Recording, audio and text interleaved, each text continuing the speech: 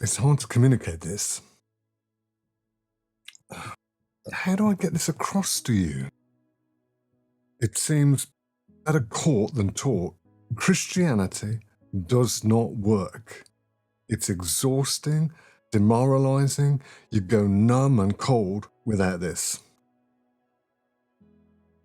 How do you express inner realities that go on within you? I travel a fair bit. I've just come back from Germany. Lovely people. Powerful time. On my travels, I talk to a lot of people. It can make me feel sad sometimes as I talk and counsel people, because many people have not realized this. And when they get it, it transforms them. Guilt starts to leave them. Now that makes me happy. Do you ever have that feeling of regret, like you didn't want to react like that, but you did? Something rose up within you, and only after, when the adrenaline has gone, you think, why did I do that? And the shame and this condemning, heavy sense comes. How does that make you feel? Do you sometimes feel you've lost your way in Christianity, like it seems like a lot of rules, restrictions, and you don't feel free? It's supposed to be free, but you don't feel it, like this is just hard work. And I'm weary. I'm not free to be human. How does that make you feel? Do you feel the power of a rule wrapped up within you? It stifles you, kills you. You have the sense that you know what is right, but it somehow activates this fear that leads me to doing wrong when I don't want to, and I know it. How do you get free of that? Well, something has changed. Something has transformed the universe. How do I get that across?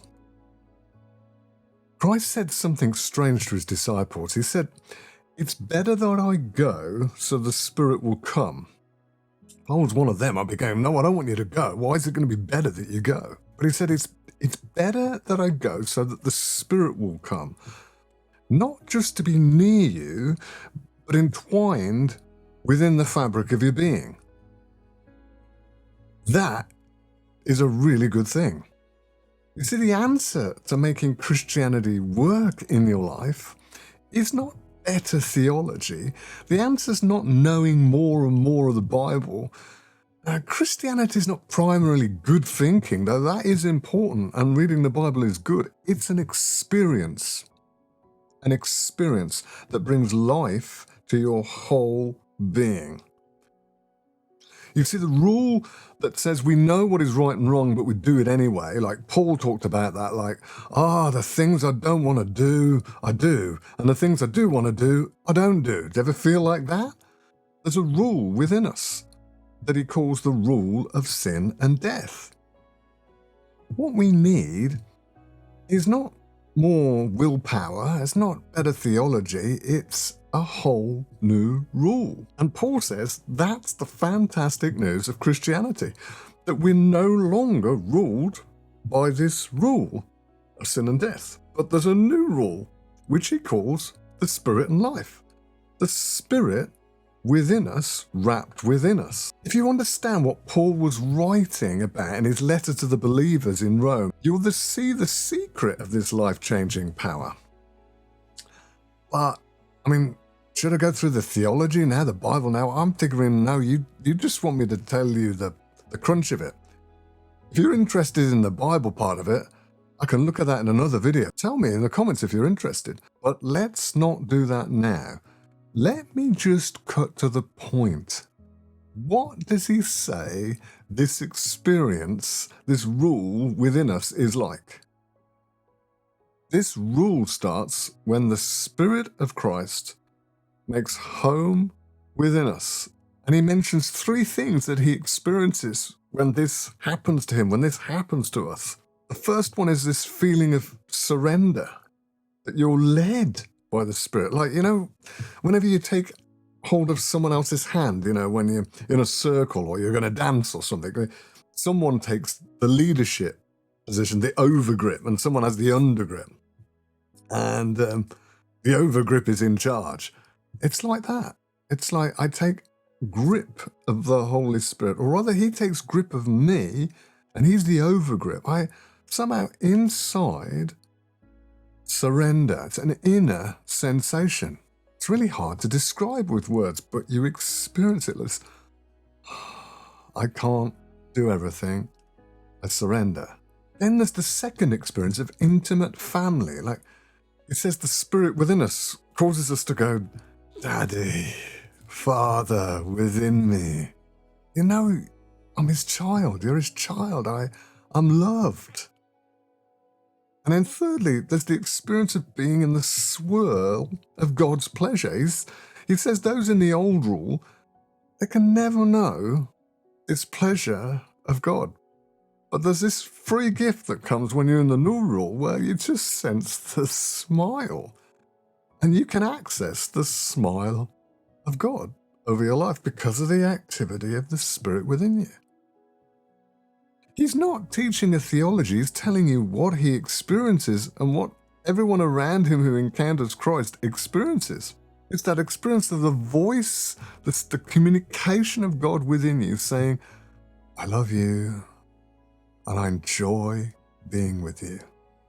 And you sense, in your imagination it begins, but it's bigger than that, this smile somewhere. He's pleased he created you. We get lost in him, entwined in the fabric of our being. We're cultivating the consciousness of the Spirit of Christ. And this new rule even brings life to the instincts that cause us to do the things that we don't want to do and not do the things that we want to do. It starts to affect those instincts within our body even. The secret is not working on what you're doing. The secret is being aware of who's within you. It starts to reprogram your responses as a side effect of you being caught up with him within you. Your instincts change as you allow this intimate experience of love to permeate you. It even rewrites memories. You can't change things that have happened in the past, but it changes how you relate to things in the past. You're able to let go of things because if I'm loved, other things that aren't loved don't bother me quite as much in terms of affecting me. As I said, you experience him taking your hand and leading you rather than you leading yourself. He adores you. And he likes being with you. So you might ask, Paul, what do I do now? How do I do this? How about this? Go. Make a coffee. Let the whole process be one of doing it with him. Him doing it within you, with you. You're doing it, you're making the coffee, but allowing his energy to rise within you. See his smile in your imagination as you do it. Go slow. Enjoy doing it with him. Then drink the coffee. Drink it with him. He tastes it. You taste it. He tastes it. Life together. Let a smile come to your face. Be aware of his closeness. In the depths of your being, he's there. He's in your breathing, giving you every breath, and even in the limbs of your body. Feel his smile. That makes Christianity work. The rule of the Spirit of life ruling in your life. Giving life, love, and joy to you. Keep doing that. I don't mean keep making coffees. I mean, like, do that process in other things as well, like brushing your teeth, like thinking about a friend, like going for a walk. You find other ways.